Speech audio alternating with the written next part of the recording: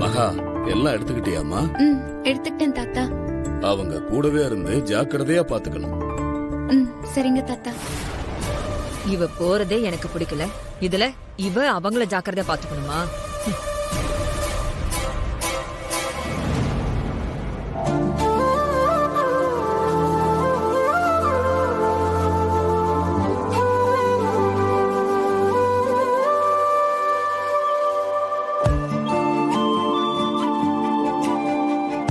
தாத்தா போயிட்டு வரேன்.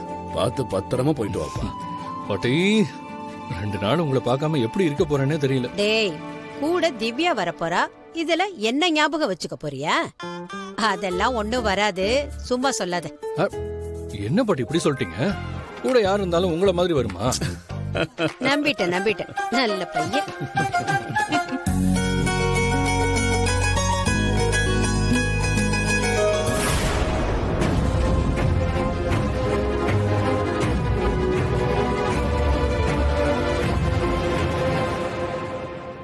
சொல்லுங்கம்மா. மகா, கொடைக்கானலுக்கு போகணும்னு திரு சொன்னதை கேட்டல? ஆமாம்மா. திவ்யாவே உன்னையும் கூட வான்னு கூப்பிட்டுருக்கா.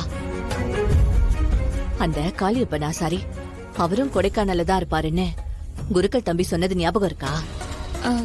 இருக்குமா. நான் வேணா அந்த கொலுசை தரேன்.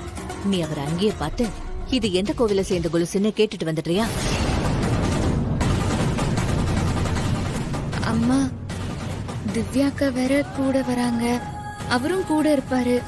தேவையில்லாம பிரச்சனை ஆயிடுச்சுன்னா? ஆமால, அத நான் மறந்தே போயிட்டேன் பாரு. வேணாம் 2 நாள் தானே, அவரே அப்புறம் இங்க வந்துருவார்ல. வந்ததும் அவரை போய் பாத்துக்கலாம். எப்படியும் நீயும் அதுக்குள்ள இங்க வந்துருவ. நாம 2 பேரும் சேர்ந்தே போய் அவரை பாத்துட்டு வந்துடலாம். இரு வந்துடுறேன்.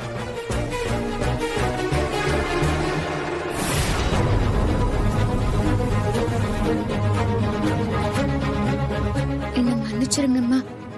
நான் கொடைக்கானல் போறதே ஆசாரிய எப்படியாவது பார்த்து அவர்கிட்ட உண்மையை சொல்லிடாதீங்கன்னு தடுக்கிறதுக்கு தான். நான் இப்படி பண்றதே இந்த குடும்பத்து நல்லதுக்காகவும் திவ்யாக்காக்கும் அவருக்கும் நல்லபடியா கல்யாணம் நடக்கணுங்கிறதுக்காகவும் தான் அம்மா.